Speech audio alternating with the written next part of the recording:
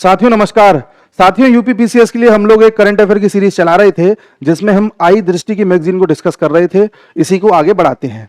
देखिए, आम आदमी पार्टी को राष्ट्रीय दल का दर्जा मिला है, यानी कि हमारे देश में कुछ क्षेत्रीय पार्टी होती हैं, कुछ राष्ट्रीय पार्टी होती है, यानी कि नेशनल पार्टीज होती हैं। गिनी चुनी पार्टीज ही ऐसी हैं जिन्हें नेशनल पार्टी का दर्जा मिला हुआ है।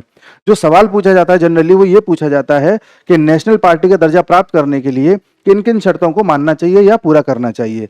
ठीक है, तो हमारे देश में अगर आपको राष्ट्रीय दल का दर्जा प्राप्त करना है तो उसके लिए ये 3 शर्त हैं। इनमें से कोई भी एक शर्त आप पूरी कर दें तो आपको दर्जा मिल जाएगा। ये 3 शर्तें क्या क्या हैं? पहला तो ये कि लोकसभा या विधानसभा, या तो नेशनल इलेक्शन हो रहे हो या असेंबली के हो रहे हो, इन दोनों में से किसी के भी चुनाव में 4 राज्यों में से प्रत्येक राज्य में कुल वैध मतों का न्यूनतम 6% मत आपके पास होना चाहिए और लोकसभा में न्यूनतम 4 सीटें जीती हों। दोनों ही चीजें आप समझ रहे हो ना। जितनी भी वोटिंग हुई है 4 राज्यों में, मिनिमम 4 राज्यों में होनी चाहिए आपकी पार्टी और 6% से ज्यादा आपके पास वोट होने चाहिए प्रत्येक राज्य में। ठीक है। दूसरा ये कि 4 सीटें आपके पास कम से कम लोकसभा की होनी चाहिए। तो अगर ये कंडीशन पूरी कर रहे हो तो मिल जाएगा। और दूसरा ये कि लोकसभा के पिछले आम चुनावों में उस दल ने कुल सीटों की न्यूनतम 2% सीटों पर विजय प्राप्त की हो।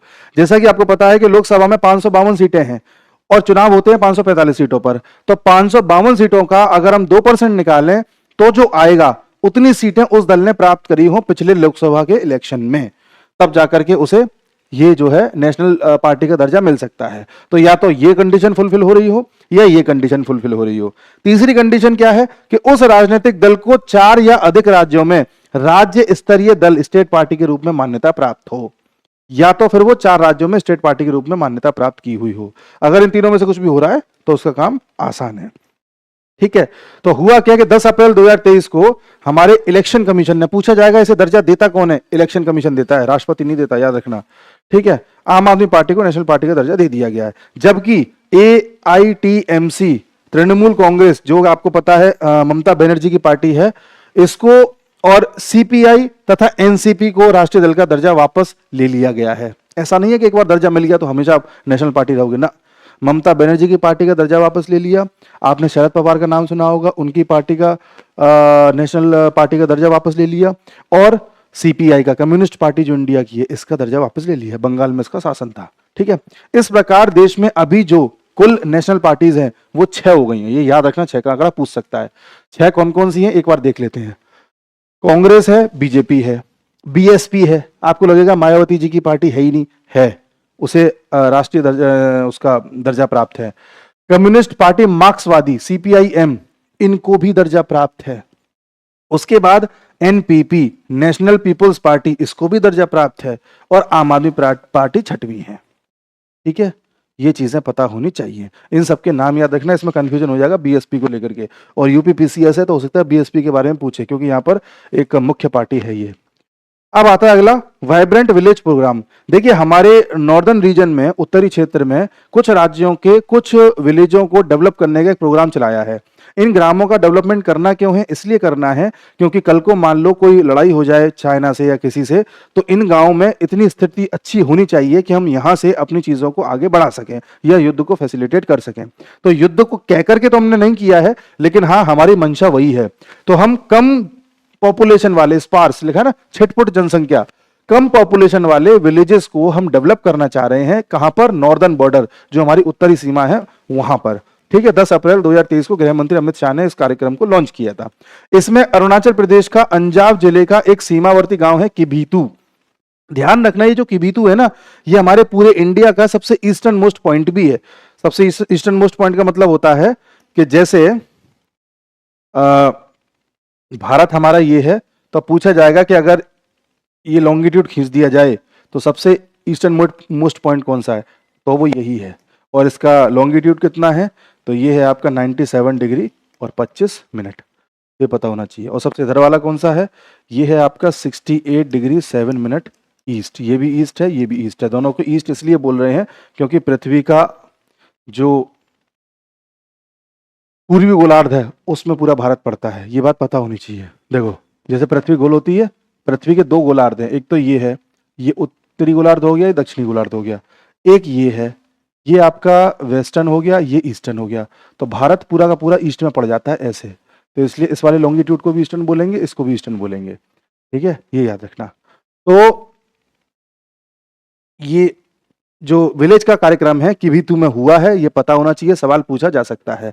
अगला ये कि ये किन किन राज्यों में चल रहा है, 4 राज्यों में चल रहा है, हिमाचल प्रदेश, अरुणाचल प्रदेश, सिक्किम, उत्तराखंड। ये सभी राज्य वो हैं जहां पर चाइना का इन्फ्लुएंस हो सकता है, ठीक है। और लद्दाख के उत्तरी सीमा से सटे 19 जिलों के 46 ब्लॉकों में 2967 गांवों को समग्र विकास के लिए शामिल किया गया है। लद्दाख भी शामिल है, लद्दाख लेकिन केंद्र शासित प्रदेश के रूप में शामिल है, ठीक है। पहले चरण में प्राथमिकता के आधार पर 662 गांव की पहचान की गई है, जिसमें 455 गांव अरुणाचल प्रदेश में ही स्थित हैं। मुख्यतः हम अरुणाचल प्रदेश का इंफ्रास्ट्रक्चर मजबूत कर रहे हैं, क्योंकि चाइना आए दिन अरुणाचल प्रदेश पर अपना क्लेम करता रहता है। कल को चाइना से कोई लफड़ा हो गया तो लद्दाख साइड तो हम संभाल लेंगे, अरुणाचल प्रदेश को भी हम मजबूत करना चाहते हैं कि हमारी फौज भी वहां जा सके और चाइना उतनी आसानी से वहां प्रेजेंस बना भी ना पाए, इसलिए हम ये सब कर रहे हैं। बट हमने ऐसा बोला नहीं है, ऐसा बोल देंगे तो चाइना से रिश्ते और खराब हो जाएंगे। हम बिना बोले ऐसे काम कर रहे हैं कि कल को हमारी सेफ्टी रहे, ठीक है। बस इतना ही पता होना चाहिए, आंकड़ा नहीं पूछेगा, ये पता होना चाहिए कौन सा प्रदेश है जहां सबसे ज्यादा है, तो ये है, ठीक है। फिर है मेघालय, नागालैंड और त्रिपुरा में चुनाव हुए थे और 2023 के मार्च में ये इसके परिणाम जारी हुए थे, इसमें कोई नहीं पूछने वाला। एक चीज याद रखनी है कि मेघालय का 10वीं विधानसभा थी और इसमें कुल सीटों की संख्या 60 है, कुल सीटों की संख्या 60 है। और यह भी पता होना चाहिए कि 60 में से 55 सीटें ऐसी हैं जो अनुसूचित जनजातियों के लिए आरक्षित है, यानी कि एसटीज के लिए, एसटी के लिए, और एससी के लिए एक भी नहीं है, एक भी नहीं है, ये पता होना चाहिए, एससी के लिए एक भी नहीं है, ठीक। मेघालय में जो जीते हैं, जो वोट प्रतिशत था 86.69% था, कोई नहीं पूछेगा। लेकिन सीएम कौन बने हैं? कोनराड के संगमा बने हैं दूसरी बार, ये एनपीपी के हैं। ये एनपीपी कौन सी पार्टी है? देखिए, एनपीपी आपकी ये वाली पार्टी है जिसकी हम चर्चा कर रहे थे अभी, ये नेशनल पीपल्स पार्टी, ठीक है। तो इनके के संगमा है। अब रिलेट हो गई चीजें, इस पर क्वेश्चन आ सकता है जहां तक मुझे लग रहा है, नेशनल पीपल्स पार्टी पे, तो ये दूसरी बार बने हैं, ठीक है। एनपीपी के संगमा 11वीं मेघालय विधानसभा के अध्यक्ष चुना गया, तो ये तो इतनी बड़ी बात नहीं है, कोई नहीं पूछने वाला, ठीक है। अगला क्या याद रखना है? नागालैंड। नागालैंड में 13वां था जो विधानसभा का चुनाव था और इसमें 59 सीटें थी जो अनुसूचित जनजातियों के लिए आरक्षित थी 60 में से। मेघालय में भी कितनी थी? 60 थी। नागालैंड में भी कितनी है? 60 है। 60 का आंकड़ा याद रखना है, ये पूछा जा सकता है। तो पूछा जाएगा कि इसमें से कितने प्रतिशत आरक्षित है, तो 59 आरक्षित है, लगभग 99% के आसपास मान लो आप, ठीक है। हालांकि नागालैंड में केवल 59 निर्वाचन क्षेत्रों हेतु चुनाव संपन्न हुए, जबकि अकू लुटो निर्वाचन क्षेत्र से भारतीय जनता पार्टी के प्रत्याशी ओझेतो किनिमी निर्विरोध विजयी घोषित किए गए। कोई विरोध ही नहीं हुआ इनका, चुनाव ही नहीं हुआ, इन्हें जीता हुआ मान लिया गया, ठीक है। उसके बाद 2023 में भारतीय जनता पार्टी तथा उसकी प्रभावशाली क्षेत्रीय सहयोगी नेशनल डेमोक्रेटिक प्रोग्रेसिव पार्टी, इन दोनों का प्रभुत्व रहा। बीजेपी ने 12 जीती, एनडीपीपी को 25 सीटें मिली, दोनों ने मिलकर के सरकार बना ली। ये चीजें पता होनी चाहिए। और 2023 में नागालैंड के इतिहास में पहली बार कोई महिला विधायक के रूप में निर्वाचित हुई है। पूछा जाएगा इनमें से कौन सा राज्य ऐसा है जहां पर पहली बार महिला विधायक निर्वाचित हुई है इतिहास में, तो नागालैंड, या नागालैंड, ठीक है। याद कैसे रखेंगे? नागा, नागा कहते हैं ना, नागा मतलब बिना किसी एब्सेंस के, कोई नागा नहीं की हमने, तो ऐसे करके याद रखना कि आज तक नागा होती आई थी लेकिन इस बार नागा नहीं हुई और इस बार महिला को चुन लिया गया। ये हेकानी जखालू, नाम रखना, हेकानी जखालू, हेकानी जखालू, हेकानी जखालू, ये नाम याद रहना चाहिए, ठीक है। बाकी तो त्रिपुरा की बात करते हैं। त्रिपुरा में 12वीं थी, ठीक है, उसमें 11वीं, उसमें 13वीं, इसमें 12वीं। ये 13वीं थी ना, 13वीं और 12वीं, और मेघालय की 11वीं। तो इसमें 16 फरवरी 2023 को एक चरण में चुनाव हुआ था और इसमें 60 सीटें थी, जिनमें से 10 सीटों को अनुसूचित जनजातियों के लिए तथा 20 सीटों को अनुसूचित जनजातियों के लिए आरक्षित किया गया था। 10 एससी के लिए और 20 एसटी के लिए। सबसे ज्यादा नागालैंड में एसटी के लिए रिजर्व्ड है, 59 60 में से, ये चीज पता होनी चाहिए। इस चुनाव परिणाम के अनुसार त्रिपुरा में बीजेपी और उसका सहयोगी दल indigenous peoples front of Tripura ने कुल 33 सीटें जीती। पहले भी बीजेपी थी, इस बार भी बीजेपी रही। और सीएम कौन है? भाजपा के नेता माणिक शाह दूसरे कार्यकाल में मुख्यमंत्री बने। ठीक है। विधानसभा अध्यक्ष किन्हें चुना गया? विश्व बंधु सेन त्रिपुरा विधानसभा के अध्यक्ष चुने गए। ये भी पता होनी चाहिए। फिर इंडिया जस्टिस रिपोर्ट 2022। अब ये क्या है? ये एक जस्टिस रिपोर्ट है, 3 साल से निकाली जा रही है। ये इसका तीसरा संस्करण निकाल करके आया है। इसमें यह देखा जाता है कि भारत में पुलिस, जेल सिस्टम, हमारी जुडिशरी और कानूनी सहायता, इन सभी को नापने का एक, कि किसी प्रदेश में ये चारों चीजें कैसी चल रही हैं, उनको नापने का एक स्केल है। इस स्केल को बोलते हैं इंडिया जस्टिस रिपोर्ट। इस स्केल के तहत तीसरी रिपोर्ट आई है। इसे Daksh, Commonwealth, Human Rights Initiative, Common Cause, Centre for Social Justice, Vidhi Centre for Legal Policy, Vidhi मतलब ये आपका लॉ वगैरह जो बनता है, और TISS प्रयास द्वारा संयुक्त रूप से तैयार किया गया है। कोई नहीं पूछने वाला इनके नाम, इतने किसी को याद रखने की जरूरत नहीं है। पहला कब आया था? 2019 में आया था। ठीक है। और इसमें राज्यों को 2 श्रेणी में बांटा गया है, बड़े और मध्यम आकार के, ठीक है, और छोटे राज्य। इसमें 102 पैमाने माने गए, 102 संकेतक ऐसे हैं जिनके आधार पर रैंकिंग दी गई है या मार्क्स दिए गए हैं, जिसमें या तो बेस्ट कहा गया है, मिडिल कहा गया है या वर्स्ट कहा गया है। ये चीजें पता होनी चाहिए। इसमें अगर बड़े राज्यों में बात करें तो कर्नाटक भारत का सर्वश्रेष्ठ राज्य रहा है, जबकि 3.7 अंकों के साथ बड़े राज्यों में उत्तर प्रदेश अंतिम पायदान पर है। ये याद रखना है, 18वें नंबर पर। छोटे राज्यों में टॉप पर रहा है सिक्किम, और अंतिम पर रहा है आपका गोवा। सिक्किम और गोवा, सिक्किम और गोवा, इधर एक लिस्ट बनी है, इसे आप देख सकते हैं। देखिए, कर्नाटक टॉप पे रहा है, फिर तमिलनाडु है, फिर तेलंगाना है। याद रखना, केरल नहीं है, तमिलनाडु, कर्नाटक, तमिलनाडु, तेलंगाना, कर्नाटक, तमिलनाडु, तेलंगाना, कर्नाटक, तमिलनाडु, तेलंगाना, ये 3 याद रखने हैं। और लास्ट में कौन रहा है? उत्तर प्रदेश। बिहार, बंगाल, उत्तर प्रदेश, बिहार, बंगाल, उत्तर प्रदेश, ये नाम आपको याद रखने हैं। ठीक है। फिर है MV गंगा विलास। देखिए, हमारे देश में ट्रांसपोर्टेशन के कई सारे सिस्टम हैं। आप रेलगाड़ी के जरिए ट्रांसपोर्ट करा सकते हो सामान को, आप शिप के जरिए करा सकते हो, हवाई जहाज के जरिए करा सकते हो, रोडवेज के जरिए करा सकते हो। लेकिन सरकार क्या कर रही है? अब नदियां जो है, नदियों पर भी शिप्स के माध्यम से या बोट के माध्यम से सामान को कैरी करने की व्यवस्था करी जा रही है। इसलिए राष्ट्रीय राजमार्ग की तरह ही राष्ट्रीय जलमार्ग बनाए जा रहे हैं। पहले जो जलमार्ग हमारे पास थे, टोटल 5 थे, अब 106 नए और बनाए जा रहे हैं। तो ये तो चलो है ही एक बात। दूसरा, इसमें पहली बार विश्व का सबसे बड़ा एक क्रूज चलाया गया। क्रूज जानते हो, बड़ा सा जहाज होता है जिसमें हर तरह की व्यवस्थाएं होती हैं। जनरली ये सागरों में चलता है, लेकिन नदी पर चलाया गया है और विश्व का सबसे लंबा है, वर्ल्ड का सबसे लंबा। ये कहां से कहां चलाया गया? ये चलाया गया वाराणसी से लेकर के आपके असम के डिब्रूगढ़ तक।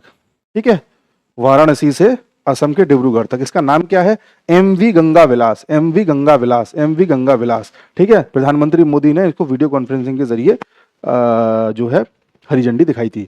और राष्ट्रीय जलमार्ग संख्या 1 नेशनल वाटरवेज 1 हल्दिया से प्रयागराज है, याद रखना है, हल्दिया से प्रयागराज है, याद रखना है। और दूसरा है धुबरी से सदिया, धुबरी से सदिया, धुबरी से सदिया, ये भी याद रखना है। अच्छा, एक चीज याद रखना, इसने टोटल जो यात्रा तय करी है 3200 किलोमीटर करी है। इसमें भारत में तो करी है, बांग्लादेश के भी कुछ क्षेत्रों में होता हुआ ये गया है, ये भी याद रखना है। ठीक है ना। तो ब्रह्मपुत्र नदी पर है राजमार्ग 2, और पहला वाला है गंगा, भागीरथी और हुगली नदी पर, ये याद रखना है। ठीक है। ये यात्रा कुल 27 नदी प्रणालियों से होकर के गुजरी है, ये भी आपको पता होना चाहिए। और इसमें कोलकाता से धुबरी तक इंडो बांग्ला प्रोटोकॉल रूट को भी इसने फॉलो किया है, उससे होकर के गुजरी है। इससे ज्यादा इसमें पता नहीं होना चाहिए, ना कोई पूछ रहा है, ये मीटर की लंबाई चौड़ाई कोई नहीं पूछ रहा। ठीक है। पॉल्यूशन फ्री मैकेनिज्म है, इसमें होगा ही। नॉइज कंट्रोल टेक्नोलॉजीज है, ये भी होगा, ये भी नहीं कोई पूछ रहा, बस पता होना चाहिए मोटे मोटे तौर पर। केरल उच्च न्यायालय क्षेत्रीय भाषा में निर्णय देने वाला पहला उच्च न्यायालय। पूछा जाएगा कि क्षेत्रीय भाषा में कौन ऐसा स्टेट है जहां पर सबसे पहले न्याय दिया गया है, तो केरल है। केरल के बारे में याद रखना है। हमारे देश में क्या होता था कि कोई भी हाई कोर्ट हो, सुप्रीम कोर्ट, कुछ भी हो, उनको फैसला देना होता था अंग्रेजी में ही बहस करी जाती थी। लेकिन अब क्या हो रहा है, धीरे धीरे क्षेत्रीय भाषाओं में चीजें आ रही हैं। तो हमारा जो अनुसूची है, शेड्यूल है, इसमें 22 क्षेत्रीय भाषाएं हैं जिनको शामिल किया गया है, जिनमें असमिया है, बंगाली है, बोडो है, ये है 22, या पॉलिटी में पढ़ते हैं। तो इनमें से किसी का भी आप प्रयोग कर सकते हैं। अपना फैसला देने में। तो हमारे जो मुख्य न्यायाधीश हैं, चीफ जस्टिस हैं DY चंद्रचूड़, इन्होंने सर्वोच्च न्यायालय और उच्च न्यायालयों के निर्णय को क्षेत्रीय भाषाओं में प्रकाशित करने पर जोर दिया था। इन्होंने कहा था ऐसा करना चाहिए, और इन्होंने कहा था कि आर्टिफिशियल इंटेलिजेंस का सहारा ले सकते हैं और प्राकृतिक भाषा संस्करण, एक तरीके से डिक्शनरी टाइप की, इसके द्वारा हम पूरे सिस्टम को चला सकते हैं। ठीक है, तो इतना याद रखने की जरूरत नहीं किसने कहा था, क्यों कहा था, बस पता होना चाहिए स्टेट कौन सा है। ठीक है, फरवरी 2023 में ये दिया गया है। और केरल के उस समय उच्च न्यायालय के मुख्य न्यायाधीश कौन थे? S मणिकुमार, और न्यायमूर्ति शाजी P चालीन की खंडपीठ द्वारा दोनों के निर्णय दिए गए। नाम याद रखने की जरूरत नहीं है, कोई नहीं पूछ रहा। ठीक है, निर्णय कौन कौन से ये पता होना चाहिए। वाहन क्रय ऋण, व्हीकल परचेज लोन, एक तो ये था, और दूसरा था चेक डैम के निर्माण से संबंधित निर्णय। ये दो थे निर्णय पूछे जा सकते हैं, ये याद रखना। ये निर्णय हो सकता है यूपीएससी में भी पूछे जाए, यूपीएससी बहुत पूछता है आजकल ऐसी गहराई वाली चीजें, ये दोनों पूछ सकता है किसी तरीके से। पीसीएस भी पूछ सकता है, बट यूपीएससी के चांसेस ज्यादा है। ठीक है, मौखिक बहस के जीवंत प्रतिलेखन, लाइव ट्रांसक्रिप्शन सेवा की शुरुआत की गई, इसी में करी गई है। आप कुछ भी बोलोगे वो अपने आप कन्वर्ट होकर के सबको पता चल जाएगा, जिसमें आर्टिफिशियल इंटेलिजेंस का भी सहारा लिया गया है। खैर, अगला हुबली जंक्शन। हुबली आपको पता है कहां पर है? यह विश्व का सबसे लंबा रेलवे प्लेटफॉर्म बना है, सबसे लंबा, ये चीज पता होनी चाहिए। श्री सिद्धारूढ़ा स्वामी जी हुबली जंक्शन, ये आपका 2015 में हुबली जंक्शन का नाम बदलकर हुबली जंक्शन किया गया है। पुनः 2020 में इसका नाम बदलकर SSS हुबली जंक्शन किया गया। यह रेलवे स्टेशन दक्षिण पश्चिम रेलवे के हुबली रेलवे मंडल का हिस्सा है, जो धारवाड़ कर्नाटक में स्थित है। धारवाड़ कर्नाटक में स्थित है। कहां पर स्थित है? कर्नाटक में। कहां पर स्थित है? कर्नाटक में। पूछा जाएगा सबसे लंबा प्लेटफॉर्म कहां है? कर्नाटक में। ठीक है, आपके दिमाग में उत्तर प्रदेश आएगा, उत्तर प्रदेश नहीं है, कर्नाटक है, हुबली है। हुबली कई बार सुनते हैं तो याद आता है बंगाल, पर वो हुगली है। ठीक है, हुबली नहीं है, इसमें कंफ्यूजन नहीं होना चाहिए। इसकी लंबाई कितनी है? 1507 मीटर लंबा है। ठीक है, इसने Guinness book of world record में अपना नाम दर्ज करा लिया है, और यह है प्लेटफॉर्म संख्या 8 को विश्व के सबसे लंबे प्लेटफॉर्म का दर्जा प्राप्त दिया गया है। ठीक है, इससे पहले यह उत्तर प्रदेश के गोरखपुर रेलवे स्टेशन को प्राप्त था, जिसकी लंबाई 1366.33 मीटर थी। इसकी कितनी है? 1507 मीटर, मतलब ये हो गया लगभग 1.5 किलोमीटर का। बताइए, तो पहले पे हुबली है कर्नाटक, फिर गोरखपुर है उत्तर प्रदेश, फिर कोल्लम है केरल, फिर खड़गपुर है पश्चिम बंगाल, और फिर state street Subway Chicago America में। मतलब शुरू के 4 तो भारत में ही है, ये देखिए आप। फिर आता है विदिशा, 5G तकनीक लागू करने वाला पहला आकांक्षी जिला। आकांक्षी जिला आपने सुना होगा एस्पिरेशनल डिस्ट्रिक्ट। हमारे यहाँ पर जो पिछड़े हुए जिले थे, अब उन्हें पिछड़ा जिला नहीं बोलते, उन्हें आकांक्षी जिला बोलते हैं। एस्पिरेशंस यानी कि उनमें एस्पिरेशन है आगे आने की, उनकी रैंकिंग भी होती है कि कौन कितना अच्छा काम कर रहा है, कितना नहीं कर रहा। तो अभी हमारे देश में 112 सर्वाधिक अल्प विकसित अंडर डेवलप्ड जो जिले हैं, उन्हें हम आकांक्षी जिला कहते हैं। और ये एस्पिरेशनल डिस्ट्रिक्ट प्रोग्राम 112 जिलों के लिए चलाया गया था, जो कि 2018 में चलाया था, जिसमें उत्तर प्रदेश के 8 जिले हैं। ये याद रखना, उत्तर प्रदेश के 8, उत्तर प्रदेश के 8, पूरे देश के 112, पूरे देश के 112, पूरे देश के 112। 112 डायल करते हैं तो पुलिस आ जाती है ना, उससे याद रखना। ठीक है, उत्तर प्रदेश के कौन कौन से हैं? बहराइच, बलरामपुर, चंदौली, चित्रकूट, फतेहपुर, श्रावस्ती, सिद्धार्थनगर और सोनभद्र। मैप में देख लेना एक बार।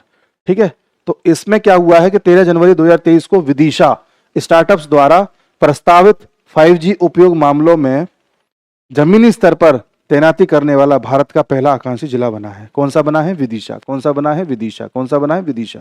जिसने किया कहां पर है? मध्य प्रदेश में। कहां पर है? मध्य प्रदेश में। फिर आता है कोल्लम, भारत का पहला संविधान साक्षर जिला। भारत के संविधान लागू होने को आज 70 साल हो चुके हैं। इसमें संविधान के बारे में जानकारी होना न होना, मूलभूत बातों को जानना न जानना, सरकार का हमेशा से जोर रहा है कि हर कोई संविधान के बारे में सारी जानकारी रखे, इसलिए इसको सिलेबस में रखा जाता है। लेकिन हर किसी को ये पता नहीं होता। परंतु हुआ क्या है कि 14 जनवरी 2023 को केरल के कोल्लम को भारत का पहला संविधान साक्षर जिला, इंडिया फर्स्ट कॉन्स्टिट्यूशन लिटरेट जिला घोषित किया गया। यहाँ पर लोगों को इसकी जानकारी है, केरल की, याद रखना इस चीज को। यह पिन्नराई विजयन द्वारा की गई है, वहां के सीएम है। ठीक है ना। और कोल्लम को यह उपलब्धि संविधान साक्षर अभियान, constitution literacy campaign the citizen 2022 का परिणाम है। इन्होंने कैंपेन चलाया था द सिटीजन, याद रखना है द सिटीजन। पूछा जाएगा द सिटीजन कैंपेन किस चीज के लिए चलाया था, तो 10 सिटीजन कैंपेन चलाया था सबको कॉन्स्टिट्यूशन की जानकारी देने के लिए। इस जानकारी के तहत जो कोल्लम इनका एक तरीके से जिला है वो पूरी तरह से जानकारी प्राप्त कर चुका है और पहला कॉन्स्टिट्यूशन लिटरेट डिस्ट्रिक्ट बन चुका है। बस इतना पता होना चाहिए, ज्यादा नहीं, वरना ऊपर चढ़ जाएगा। फिर है राष्ट्रीय ग्रीन हाइड्रोजन मिशन। हम 2047 तक भारत को एक ऊर्जा स्वतंत्र एनर्जी इंडिपेंडेंट राष्ट्र बनाना चाहते हैं, जब हमारी आजादी के 100 साल हो चुके होंगे। और हम चाहते हैं कि 2070 तक हम नेट जीरो, शुद्ध शून्य। इसका मतलब होता है कि जितना कार्बन निकलेगा उतना ही एब्जॉर्ब कर लिया जाएगा। हमारे यहाँ पेड़ पौधे वगैरह इतने होंगे कि जितना कार्बन निकलेगा उसे सोख लेंगे, प्लस हम कार्बन ही कम निकलने देंगे। तो कम निकले इसके लिए हम क्या कर रहे हैं, अलग अलग टेक्नोलॉजी लेकर के आ रहे हैं, जिनमें से ग्रीन हाइड्रोजन उसका एक परिणाम है। ठीक है, तो उसी को कहते हैं नेट जीरो। तो भारत कब तक बनना चाहता है, 2070 तक।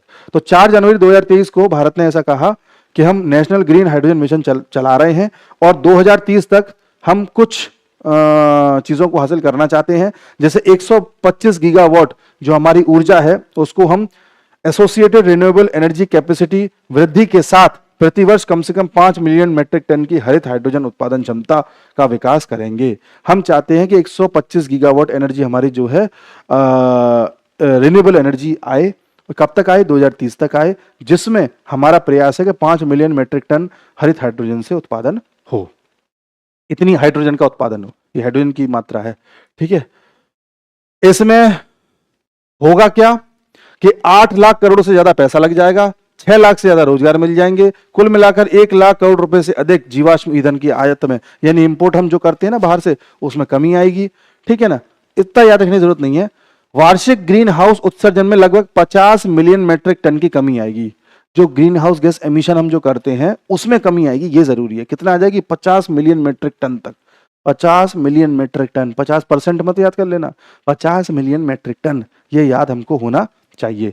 राष्ट्रीय हरित हाइड्रोजन मिशन के उद्देश्य वही हैं कि हमें ऊर्जा से स्वच्छ ऊर्जा बनानी है, पोल्यूशन नहीं करना, ईंधन पे अपनी निर्भरता को कम करना है जो बाहर से आ रहा है ना, जीवाश्म ईंधन की निर्भरता को कम करना है, कोयला भी इंपोर्ट कम करना है, कोयला का इस्तेमाल भी कम करना है। हम चाहते हैं कि हम स्वच्छ वायु में रहें, पोल्यूशन कम करना है, विद्युत की कमी को पूरा करना है। बेसिक सी बातें से कुछ याद करने जैसा है नहीं।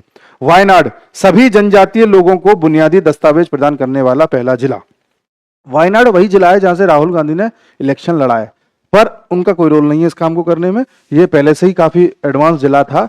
इस जिले में जितने भी वहां के लोग हैं, अनुसूचित जनजाति समुदाय से संबंधित जितने भी नागरिक हैं, उनको बुनियादी दस्तावेज मिल चुके हैं। यानी कि जो जरूरी डॉक्यूमेंट होते हैं, आधार कार्ड हो गया, पैन कार्ड हो गया, ड्राइविंग लाइसेंस हो गया, किसी का वोटर कार्ड हो गया, किसी का कुछ हो गया, वो सब उनको मिल चुके हैं, जिसके जरिए वो लोग अपना काम कर सकते हैं। और इनको डिजी लॉकर के माध्यम से भी डिजिटलाइजेशन इसका कर दिया गया है, जिसके जरिए वो लोग अपना काम चला सकते हैं। ठीक है, तो वायनाड जिला के सभी जनजाति, इतनी सी बात है, उसमें कुछ है नहीं, वही बात घुमा फिरा के कही गई है 10 बार, पेज भरने वाली बात है, वरना कुछ है नहीं। भारत का सबसे बड़ा तरल अवशिष्ट उपचार संयंत्र। तरल अवशिष्ट का मतलब होता है जो सीवेज निकलता है ना, जो नालों में, नदियों में, नालियों में जितना भी गंदगी जाती है, डोमेस्टिक जो हमारा जाता है, घर का जितना भी कचरा नाले और नाली के माध्यम से जाता है, और जो स्टॉर्म सीवेज होता है, तूफान के जरिए भी जो सीवेज आता है तटीय क्षेत्रों में, उनको हम क्या करते हैं, उपचार करने के लिए हमने संयंत्र लगाए हैं अलग अलग, यानी सिस्टम लगाए जिससे कि उसको हम रीयूज कर सकें, किसी तरीके से वो काम आ सके। तो हुआ क्या है कि 18 जनवरी 2023 को, तारीख याद करने की जरूरत नहीं है, तिरुपति नगर निगम आंध्र प्रदेश के फाइटोरिड टेक्नोलॉजी पर आधारित देश के सबसे बड़े तरल अपशिष्ट यानी largest liquid waste treatment plant का उद्घाटन किया है। पूछा जाएगा कहां पर, आंध्र प्रदेश के तिरुपति में। तिरुपति वाला जी सुना है, वही तिरुपति आंध्र प्रदेश, तिरुपति आंध्र प्रदेश, तिरुपति आंध्र प्रदेश, याद रखना है। तकनीक कौन सी है, फाइटोरिड टेक्नोलॉजी। हमें फाइट करनी है ना, किससे, गंदगी से, तो फाइटोरिड टेक्नोलॉजी, उससे याद रखना है। इस तरल अपशिष्ट उपचार संयंत्र को तिरुपति स्थित विनायक सागर झील के जल के पुनः उपयोग के उद्देश्य से स्थापित किया गया है। ठीक है, उसी जल को हम दोबारा उपयोग कर सकें, इसके उद्देश्य से किया गया है। कौन सी, विनायक सागर झील। पूछा जा सकता है विनायक सागर झील कहाँ है, विनायक सागर झील कहाँ है, विनायक सागर झील कहाँ है, तो विनायक, सिद्धि विनायक, याद रखना है, सिद्धि विनायक भगवान गणेश, और तिरुपति बालाजी हनुमान जी। तो गणेश और हनुमान जी दोनों ही शिव जी से संबंधित हैं। ठीक है, ऐसे करके याद रख लेंगे तो याद आ जाएगा, विनायक और वो सब एक ही जगह की बात चल रही है। अब इसमें प्रतिदिन हम कितना करेंगे कितना नहीं करेंगे याद रखने की जरूरत नहीं है। एक्चुअली ये न्यूज है पिछली जनवरी की, पीसीएस में जो करंट अफेयर पूछे जाते हैं वो पूछे जाते हैं मैक्सिमम 6, 7, 8 महीने तक के, उससे ज्यादा नहीं। अब ये तो 12 महीने से भी ज्यादा पुरानी न्यूज है, तो इसमें बहुत गहराई में नहीं जाएगा। अगर गलती से पूछ भी लिया तो उतना ही पूछेगा कि कौन सा वो जिला है या कौन सा नगर है जहां पर इसका उद्घाटन हुआ है, उससे तो कुछ नहीं पूछेगा। इसलिए मोटी मोटी बातें याद होनी चाहिए। एशिया का सबसे बड़ा सीवेज उपचार संयंत्र कहाँ है पूरे एशिया की अगर बात करी जाए तो ये दिल्ली में इसको तैयार किया जा रहा है, तैयार किया जा रहा है, वो भी तैयार किया जा रहा है, तिरुपति वाला हुआ नहीं है, ठीक है। 564 मिलियन लीटर प्रतिदिन क्षमता के इस ओखला सीवेज उपचार संयंत्र का निर्माण यमुना कार्य योजना फेज 3 के तहत किया जा रहा है, ठीक है। ओखला यमुना के पास पड़ता है, नोएडा के बगल में ओखला, वहां से फिर दिल्ली स्टार्ट हो जाती है। हाउसिंग सोसाइटी के लिए भारत का पहला सौर संयंत्र, हम लोग एक Tata power renewable energy limited द्वारा मुंबई की आवासीय सोसाइटी विवेरिया कॉन्डोमिनियम के माध्यम से एक समझौता हस्ताक्षरित किया गया है। यह समझौता उपयुक्त आवासीय सोसाइटी क्लीन एनर्जी की आपूर्ति से संबंधित है। ज्यादा इसमें क्वेश्चन जैसा कुछ है नहीं, बस इतना पता होना चाहिए कि भारत का पहला ऐसा India first group captive solar plant है जो रेजिडेंशियल सोसाइटी के लिए है। पूरी सोसाइटी के लिए एक सोलर प्लांट लगाया जा रहा है जिससे पूरी पूरी सोसाइटी को बिजली मिल सके। कहाँ लगाया जा रहा है? ये लगाया जा रहा है मुंबई में, ठीक है। ये पता होना चाहिए कौन कौन लगा रहा है। वहाँ की एक लोकल सोसाइटी है और आपकी टाटा पावर है। बस इतना इसका वो रहेगी क्षमता 3.125 मेगावाट, 3.125 मेगावाट। इसमें ज़्यादा कुछ और याद रखने की जरूरत है नहीं। पूछा जाएगा देश का पहला पूर्ण डिजिटल बैंकिंग राज्य कौन सा है? पूर्ण डिजिटल बैंकिंग राज्य फिर से केरल है। कभी भी कोई राज्य का सवाल आ जाए ना पूर्ण बैंकिंग वाला, कभी कोई और ऑप्शन में केरल हो और आपको कोई याद ना हो तो केरल पे रिस्क ले लेना, उस पर तुक्का मार दोगे तो चांसेस है सही हो जाए। तो 24/7 डिजिटल बैंकिंग किसी व्यक्ति को किसी शाखा में व्यक्तिगत रूप से उपलब्ध कराई जाए, ऐसा राज्य ये बना है। और इसमें एक चीज और याद रखनी है कि ये बात कब की है? 2023 की है, जनवरी की। ईयर पूछ सकता है। घोषणा किसने करी? अपने सीएम ने करी, वहां के ने, ठीक है। और बैंकिंग का काम क्या करते हैं? वही सब काम है, उसमें लिखा हुआ डिजिटल पेमेंट कर सकते हैं, ये कर सकते हैं, वो कर सकते हैं, उसमें कोई ये करने की जरूरत है नहीं।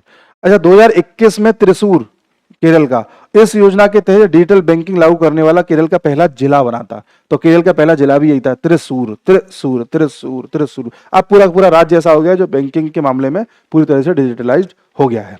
स्मार्ट कार्यक्रम पूछा जाएगा किस चीज के लिए? Scope for main streaming Ayurveda research in technical professional, यानी कि टेक्निकल प्रोफेशनल लोगों को आयुर्वेद के मामले में रिसर्च को बेहतर करने के लिए एक कार्यक्रम चलाया गया है, स्मार्ट प्रोग्राम।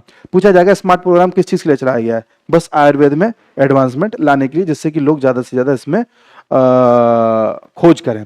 इस पहल के अंतर्गत ये कुछ कमियां हैं, इनको दूर करने के लिए इसमें खोज करी जाएगी। That is not the important part, but smart program किससे रिलेटेड है ये पता होना चाहिए, ठीक है। इस कार्यक्रम को भारतीय चिकित्सा प्रणाली के लिए राष्ट्रीय आयोग, national commission for Indian system of medicine और केंद्रीय आयुर्वेद विज्ञान अनुसंधान परिषद ने संयुक्त रूप से प्रारंभ किया है। इन दोनों ने मिलकर के किया है, नहीं पूछेगा, ठीक है। दोनों ही भारत सरकार के आयुष मंत्रालय के अधीनस्थ प्रमुख संस्थान है, ठीक है। बाकी बेसिक सी जानकारी है, तो ये पता होना चाहिए केरल है। तो कभी कोई ऐसा राज्य दिख जाए जहां पर कोई पहला काम पूरी तरह से हो गया है, या कोई जिला, या डिजिटल वाली बात हो गई, कॉन्स्टिट्यूशन की जानकारी वाली बात हो गई, लिटरेसी वाली बात हो गई, इन सब में केरल आगे रहता है, ठीक है। तो ये सभी मैंने आपको आई दृष्टि मैगजीन की जितनी भी राष्ट्रीय जानकारी थी, सबसे बड़ी करंट अफेयर यही थी, ये मैं आपको करा चुका हूँ पिछले 1 साल की। पिछले वीडियोस में भी करा दी है, आज की खत्म करा दी है। अब जो छोटे छोटे सेक्शन रह गए ना, इंटरनेशनल न्यूज हो गया, आर्थिक हो गया, बाकी चीजें हो गई, उन्हें हम कवर करेंगे और कोशिश करेंगे एक एक वीडियो में एक एक निपटा दें। कोशिश करेंगे, अगर 2 की जरूरत पड़ जाएगी तो 2 वीडियो भी बना देंगे, ठीक है। जल्दी से खत्म करेंगे। बाकी जो वीडियो मैंने डाल दी हैं इन्हें अच्छे से कर लेना, क्योंकि ज्यादातर सवाल यहीं से आएंगे। इसके साथ जो बजट अभी आया है उत्तर प्रदेश का, उसे अच्छे से करना है, और अभी जो केंद्र का बजट आया है वो अच्छे से करना है। वहां से क्वेश्चन सीधा सीधा आएगा, ठीक है। मिलते हैं अगले वीडियो में, तब तक नमस्कार।